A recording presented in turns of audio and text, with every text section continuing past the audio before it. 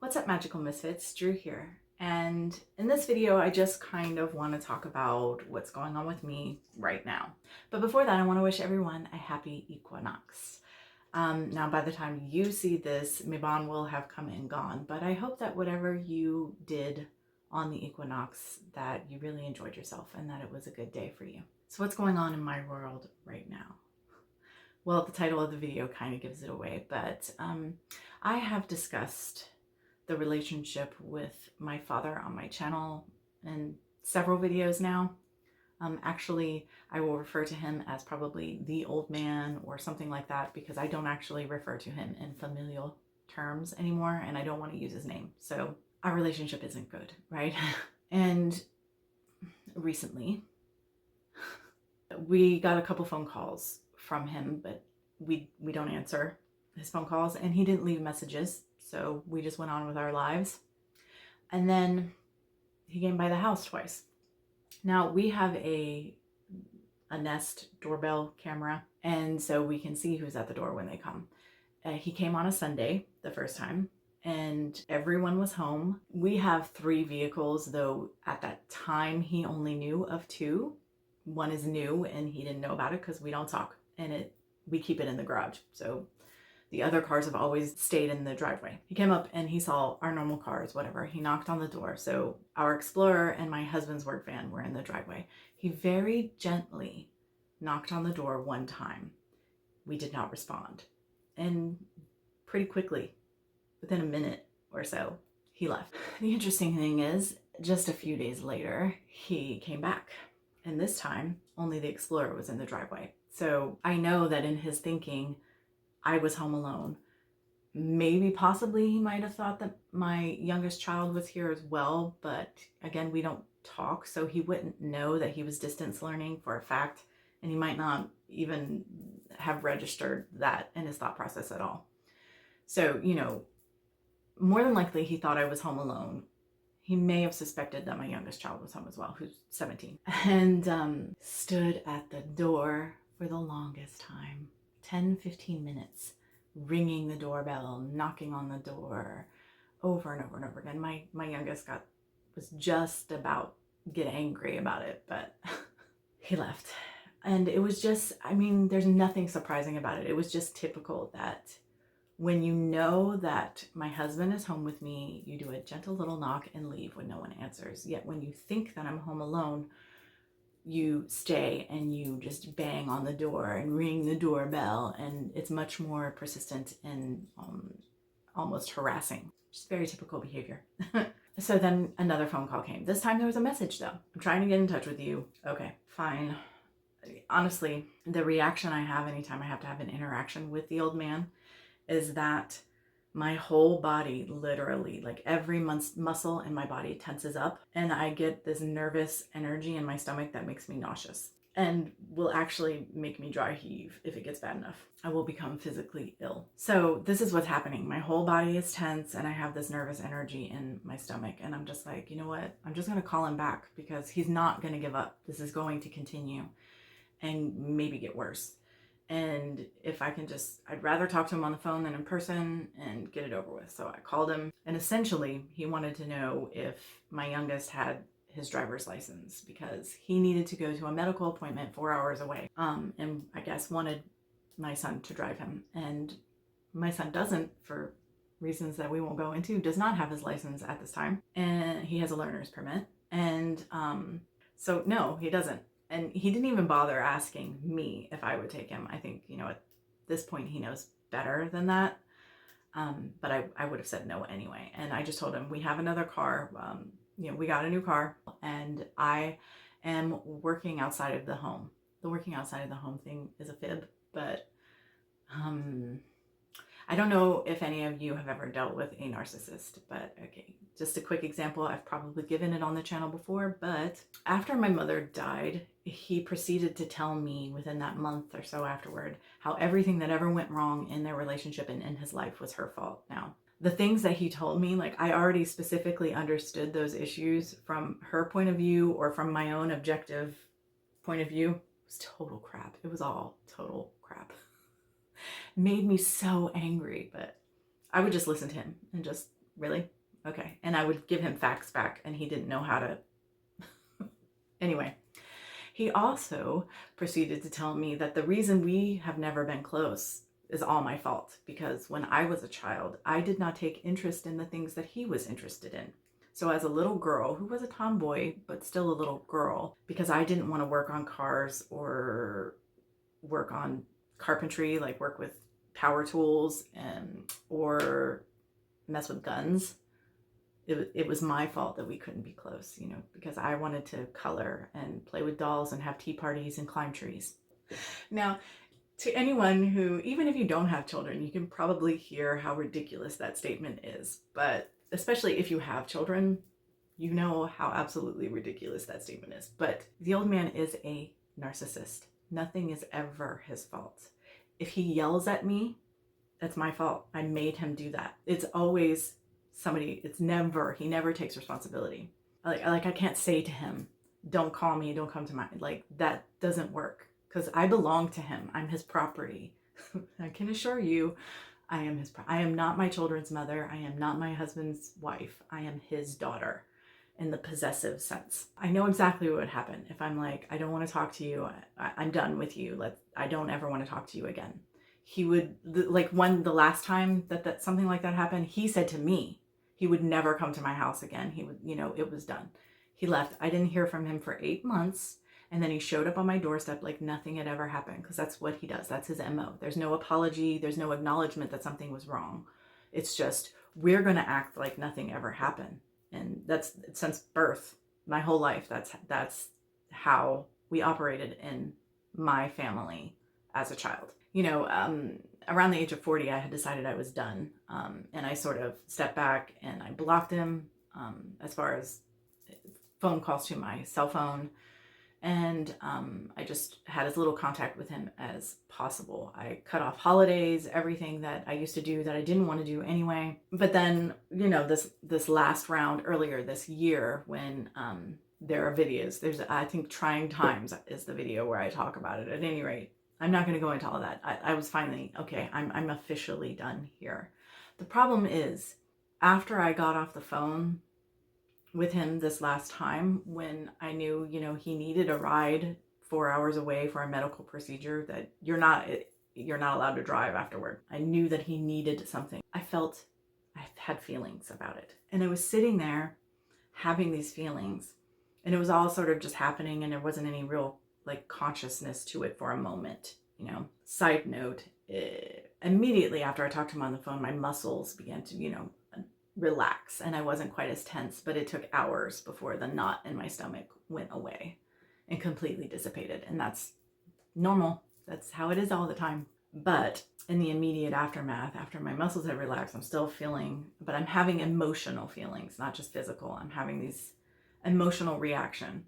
I'm not super upset, but I just started to analyze what was happening, looking at it. And I'm like, okay, basically I feel like that a good person would help another person.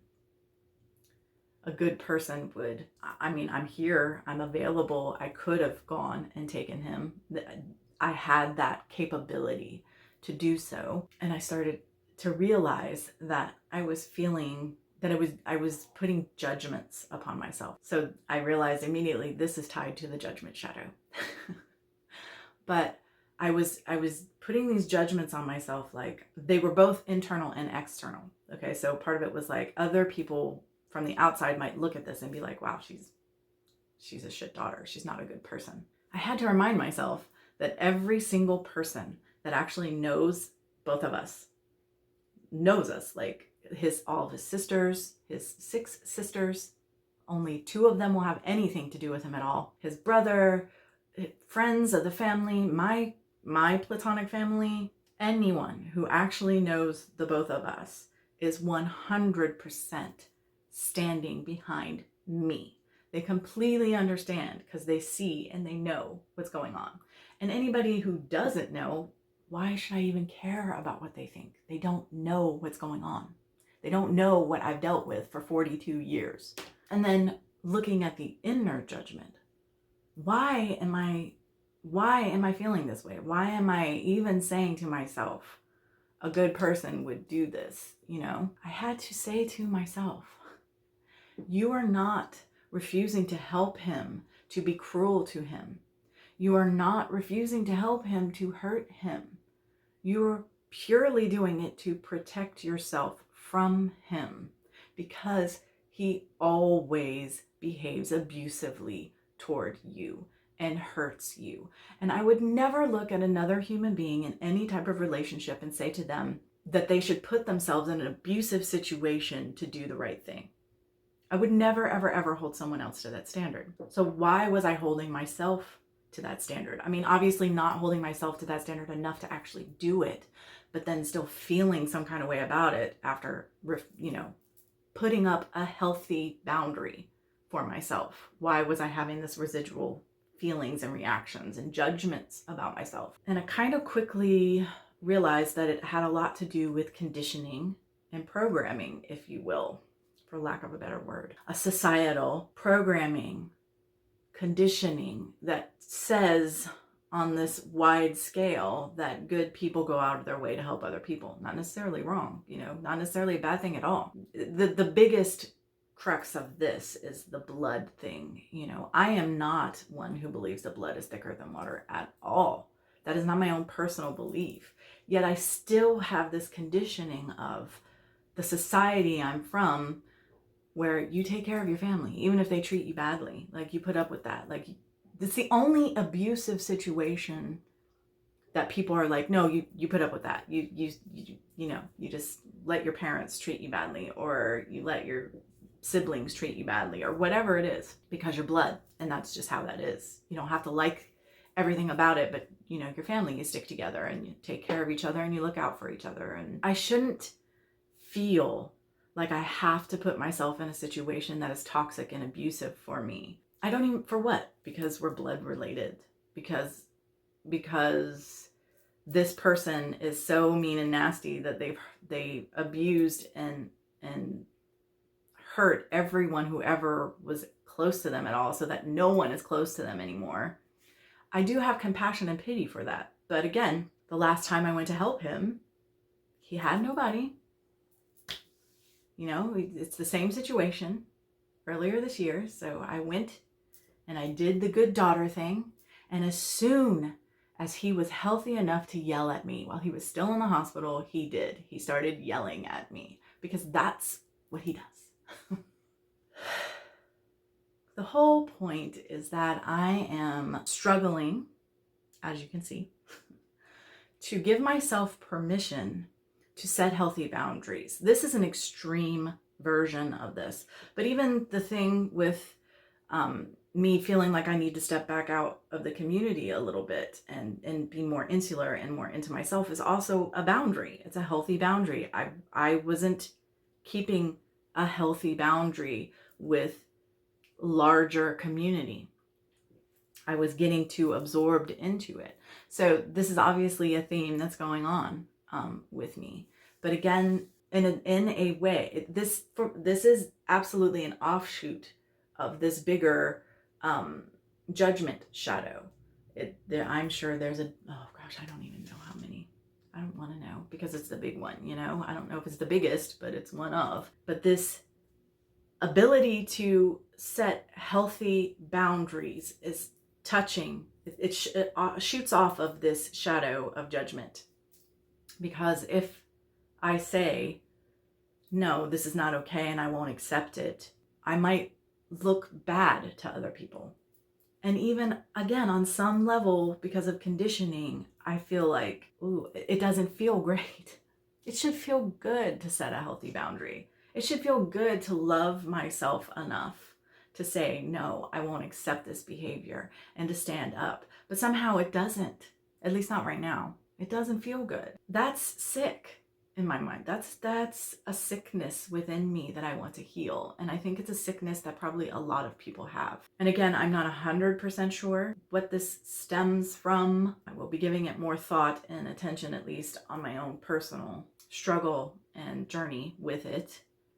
But I do think that it is a collective shadow. It is a collective attitude, maybe outdated. Maybe there's some measure of conformity and control involved. You know, again, I am just scratching the surface of this. I've only been dealing with it for a couple weeks. This acknowledgement that it's hard for me to set a healthy boundary that is in my best interest for my own emotional and mental, psychological, and ultimately physical well-being.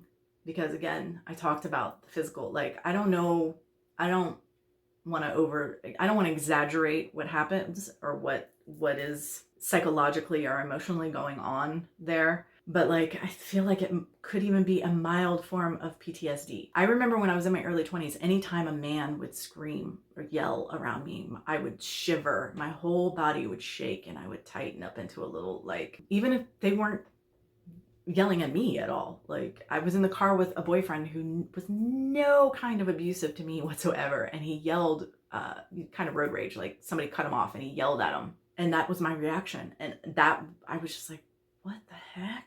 Like, what is wrong with me?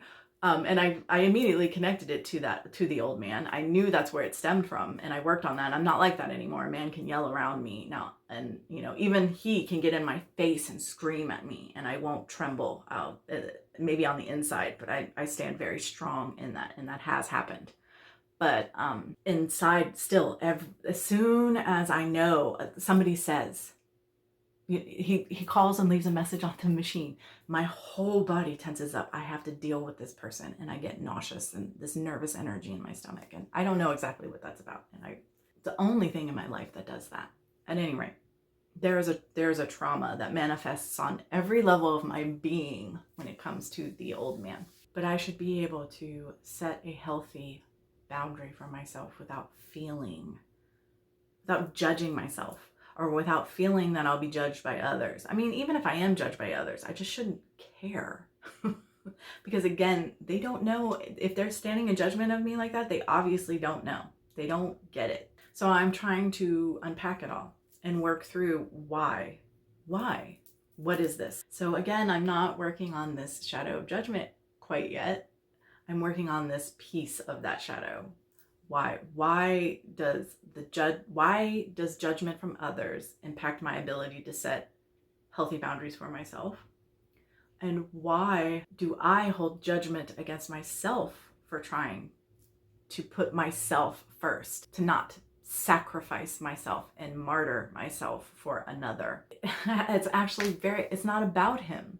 It's about me. I feel like there's a judgment. There's something not right about it. There's something wrong with not helping someone who reaches out to you when you can. It's this feeling of someone needs my help, and I have the capacity. I am capable of helping them, and refusing to do so makes me feel like a bad person. You can tell I haven't worked this out. I'm just moving through it. And talking about it out loud helps. So I appreciate you being here and listening to me. Seriously. It's obviously a process I'm still going through.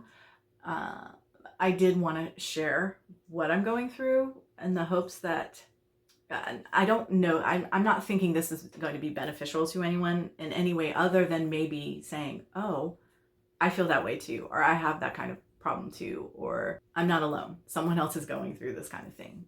That's my hope with sharing my experience and what I'm going through. And I also just wanted to, it's Self-Love September, right?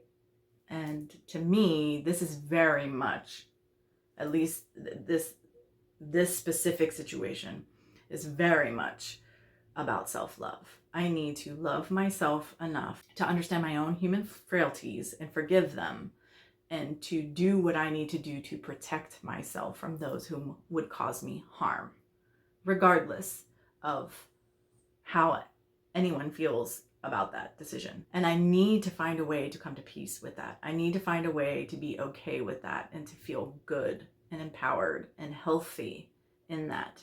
I haven't quite done it. I know it's attached to the judgment shadow, but I'm keenly aware that this issue is deeper and that there's more here. And once I kind of can get to this place where I'm cool with me saying, this is what I need and this is what's best for me and screw the rest, that something else is going to kick out of that, or it touches there's more. This is a domino, which it always is, but like, it's going to knock over another one and another one. Like this is going somewhere. And maybe that's just the judgment shadow ultimately, but there's going to be other things along the way. So I'm kind of a little excited. I'm curious, really, more than anything, to see where it goes. I need to find some really good meditations. I think I'm going to do some astral work, and I'll probably, no, I don't want to. I will do some, what I consider to be, for me, there are many, many forms of shadow work, but I will be doing some shadow work around the relationship with the old man throughout my life, and the feelings, and, digging into all of that, and taking back my power in that relationship, for sure. Kind of a rambly video. I'm kind of all over the place. I hope to edit it down a bit. I'm all over the place. I'm not even like, it's amazing how I can seem so scattered, but it's actually very focused on a spiritual level. There is this focus, but I guess because the scope of it is so large that it kind of takes me all over. It's insane. 2020, man, 2020. All right, guys. That's about it. I hope that you are all taking care of yourselves. I am working really hard to do so, and I will continue to share this journey wherever it goes with you guys. And I just appreciate you sticking in there and hanging out with me and listening to me blather on about my own stuff. It seems like the focus for now that I'll be discussing with you on my channel, who knows, but it seems that the focus is going to be this spiritual, nitty-gritty, work that I'm currently moving through. And at some point, we'll get back into some witchcraft and stuff like that too, but this is what I need to be doing. And if you're into it and you want to hang out, I appreciate that. So as always, thank you so much for watching, and until next time, much love and gratitude.